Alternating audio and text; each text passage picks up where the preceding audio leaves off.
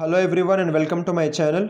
So this is series 1 part 7. So in this part 7 we are going to learn law of conservation of mass. Let us see what law of conservation of mass states. Mass can neither be created nor destroyed in a chemical reaction. I am reading it out again, the definition. Mass can neither be created nor destroyed in a chemical reaction. So what does it exactly mean? That means the number of atoms should remain same on both the side. What is the meaning of both the sides? Both the reactant side and also the product side. So the number of atoms should remain same. And for example, if I say the 20 plus 20 is 40 in mathematics, then it is right. In mathematics, if I say 20 plus 10 is only 20, it is wrong. Then what is right? 20 plus 10 is 30. But why I have taken this example? Do you understand why? Because I want to say that mass can neither be created nor destroyed in a chemical reaction.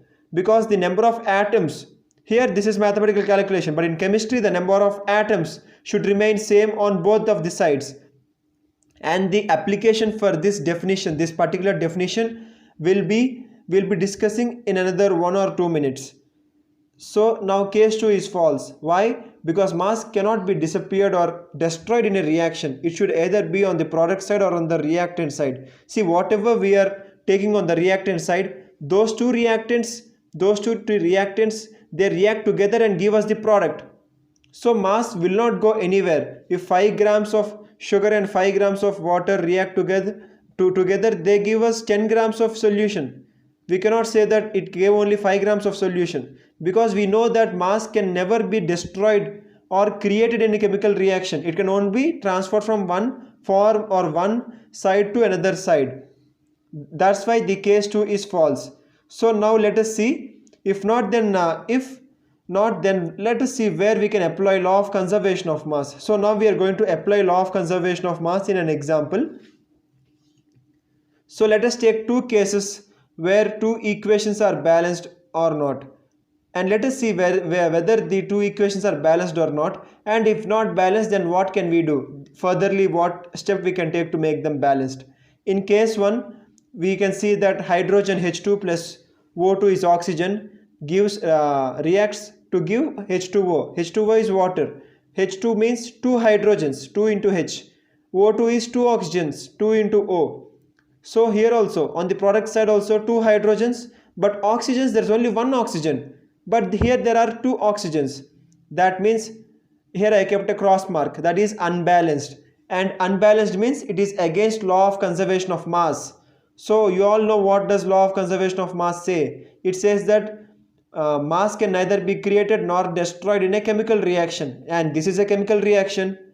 We cannot say that oxygen has been destroyed and we got only 1 O. No, we cannot say like that. That is false. So that is why I am saying that this is not obeying. This case 1 is not obeying law of conservation of mass.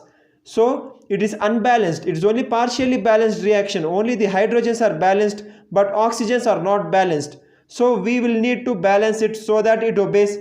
What is this? I have written LOCOM, law of conservation of mass. So we have to make this equation obey the law of conservation of mass. To make this equation obey the law of conservation of mass, we need to balance it. So now we need to balance it. So first we need 2 oxygens. So that's why on the product side, for example, if you take 2 H2O, then we get 2 oxygens, that's okay. But even the hydrogens, they become 4 hydrogens, and here there are only 2 hydrogens.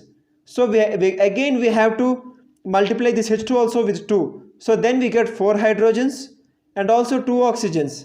This way the law of conservation of mass is obeyed, and case 1 also becomes a balanced equation. Whereas in case 2, if you see, zinc plus sulfuric acid, the sulfuric acid's formula is H2SO4. Zn plus H2SO4 gives rise to ZnSO4 plus H2. Here if you see, there is only 1 zinc on the reactant side, there is only 1 zinc on the product side. There are 2 hydrogens on the reactant side and 2 hydrogens on the product side. 1 sulfur on the reactant side and 1 sulfur on the product side. 4 oxygen on the reactant side and 4 oxygen on the product side. That means case 2 obeys law of conservation of mass.